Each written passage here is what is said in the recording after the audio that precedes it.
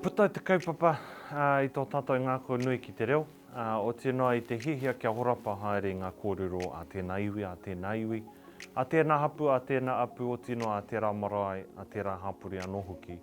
Ki runga anō I ngā tēpu o ngā tamariki huri noa I te motu. Ara no atu ngā pūrāko, ngā kōrero wakapapa, ngā hitori.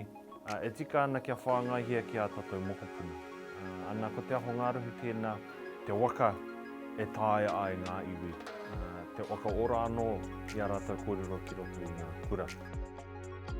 Ko te whāinga nui, kei te rongo te tomaiti I tōna whakapapa, kei te rongo te tomaiti I ōna ke kōrero, kei te rongo anō hoki I tāna reo. Ara ngā whāinga matua, te rerekētanga pēr o te kaupapa ki era atu o ngā pukapuka. Ko hangaia anō nei e pukapuka mo te kura anake. And what's exciting about, I think, Te Ao Ngārahu, to me, our people have always been good storytellers. That's how we keep our kōrero and our mātauranga and all that alive. And this is just another way of being able to do that. It's a no-brainer that we should be looking at digital tech because that's the world of our kids. That's the world they've been born into. That's the world they know. And if it excites them about engaging in that kōrero and in te reo Māori, then I'm all for it. He oranga ngā kau hoki te kite I te whanaketanga o te kaupapa. Nā te mea I taua wāra ko te nuinga o ngā rauemi I tono hia ai, he pukapuka, he kōpai waiata, he kiriata. I nāianei kei te kōrero matihiko tāua.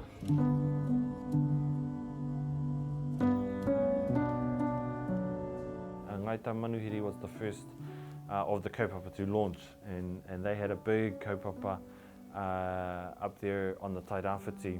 We could see the faces of our tamariki just brimming with excitement about their kōrero and about their taonga, essentially, that had been brought back into this world with us. But actually what we've also seen is a lot of iwi, a lot of hapu, a lot of marae using these rauemi just in the communities. And so actually we're hearing a revival of these stories, a revival of these kōrero within the general community, which I think is a tohu o te ora o tēnei kōrero, o tēnei kaupapa. Ko te kōrero I roto o Tainui, te oho ngāke I taku moe moe a ko te pūāwaitanga o te whakaaro. Nā hāngai pū ki tēnei kaupapa, ki te aho Ngārahu. Nā te mea, ai, koe nā te wawata, te tūmanako te moe moe a nui I te whakarewanga o te kaupapa kia pēnei, te whānui o ngā momo kōrero, ka rauemi tia, ne I raro o te aho Ngārahu. The process for Te Ao Ngārahu is quite a simple one. We're trying to make it easy so that hapu, wānau, marae, individuals, uncle, auntie, koro so-and-so can put in a tono. And say, ia te matariki, ia te puanga, ka tuura no te rauna ki te ao katoa. You don't need to be an established business, you don't need to be any dignitary or any company or anything at all. You just need to be you and you put on your pūrākau into our application form, which is a one-page simple thing. We're trying to remove barriers here, so that iwi can put forward, hapu can put forward whatever their kōrero they want. All the ministry's role in looking at that is essentially looking, is it a local story? So we're checking to make sure it's that. We're checking to make sure that this is a rauemi for te reo Māori learners.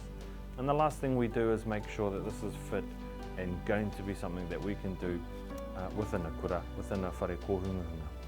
Other than those three things, we team them up with some experts from the publishing world. We team them up with publishers who know things like what ISBN numbers are, who know things like the best font size for our tamariki, with drawers, people who can illustrate things, people who can take videos of people who can create apps that these iwi want to do. Whatever the need is that the iwi's identified, the hapu's identified, the marae's identified, we team them up with the right people to make those dreams come true, essentially. I mean, it was a wow moment when I first saw the augmented reality, the first modelling, 3D modelling, when the animators were sending us of the stuff that was eventually going to be the augmented reality stuff. I mean, that was trippy to see that because they'd scan themselves and then turn themselves into a 3D model that you could rotate and you could flip and you could do all these things with, and that was like just mind-boggling. But the really wow moment was when we launched the resource at Rangiotu Marae in Rangitane. The marae has a group of young people, mostly at the kura, but a lot of young teenage kids who come to the marae to learn about being Ngāti Rangitane and get taught waiata and the whakapapa, the whare and kōrero and all that stuff. And they were all there. And then we got a chance to sit down with the kids and show them how the augmented reality worked. And that was the wow, because the light, to see the light, they were blown away just by the graphic novel. They were all like excited, and they were getting all excited. And I said, oh, check this out. And then I showed them an augmented reality, and just to see their reaction and the excitement. And because some of the students that were there, who are all their relations, were the voices that were narrating the stuff, so that just to see that they could see that that's them, that's literally them, that was amazing. That was really powerful to be part of and to see and experience. Nō reira, he whakawhanake tēnā i taku kamupene. Whakaputa rauemi, nā te mea ko te aronga tuatahi, ko te whakaputa puka puka, kōpai waiata, kiriata, i nāia nei e āhei ana mātau, nā runga anō i enei hia, ki ngā momo rauemi pēnei, ngā rauemi matihiko nei, kua whanake mātau me o mātau ake āheinga, kia puta i a mātau he rauemi e hāngai ana ki aua hia. Nō reira, he oranga kairoto. He oranga kairoto mo te hunga whakaputa rauemi, engari he oranga kairoto mō ngā iwi, e puta i ā rātou kōrero ki te ao mārama, mā roto mai i ngā momo rauemi e hāngai ana ki te ao hou. Koe nau e ki nei ngā rauemi katoa ka puta nei i a mātau, koe nei ngā hia o ngā iwi, koe nei ngā taonga kōrero a ngā iwi, koe nei ngā moe a ngā hia o ngā iwi. Nō reira, he honore tērā, te homai o e nā kōrero e aua iwi ki a mātau. Te Aho Ngārahu has been a revelation really, because there's never been a dedicated fund to fund specific te reo Māori resources for kura Māori. And one of the things that's always been tricky for Māori teachers that teach is finding resources that are in te reo. And a lot of them end up having to translate their own. And the life of a teacher is already a lot of work.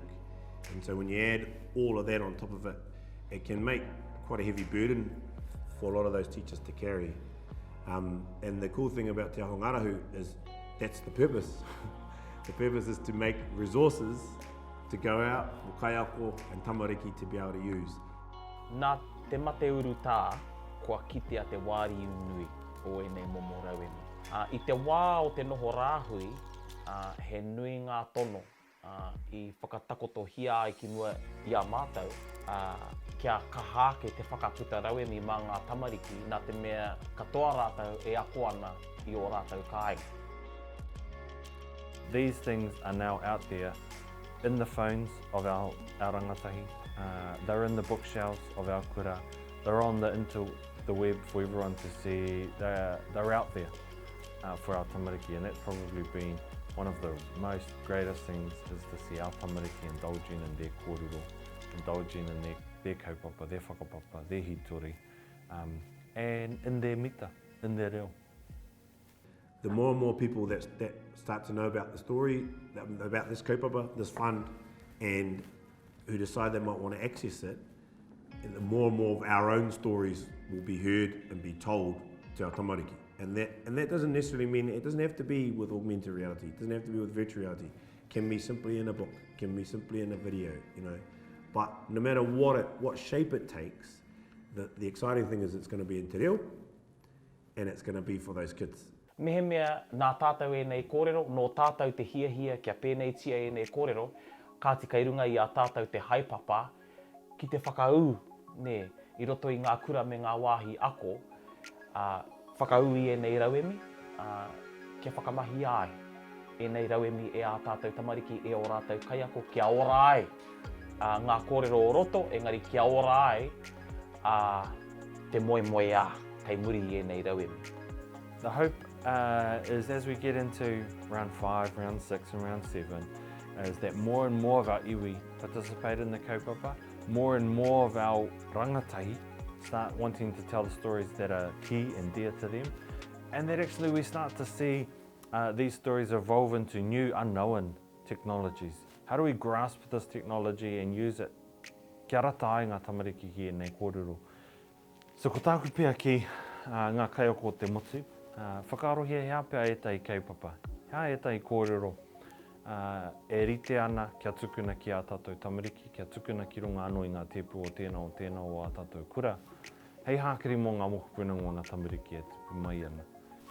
For some inspiration and for some sort of look at what's already been done, to check out Kaiwhatareo is the central hub, the place where everything reo Māori is currently for our tamariki, our mokopuna, but also for our kaiako, our tumuaki and our kura. Nō reira, ko te tāhuhu tēnei, e tuku ana I te karanga ki ngā iwi, kia mahitahi ki ēnei o ngā pūrākau, kia mahitahi ki ēnei o ngā kōrero, kia rongo ai te tamaiti I tōna mita, kia rongo ai te tamaiti I ōna kōrero, ōna ake kōrero, ngā kōrero e tika ana mō tōna hāpuri, mō tōna wā, I roto I tōna reo. Koia pēr te tino whāinga o te kaupapa nei.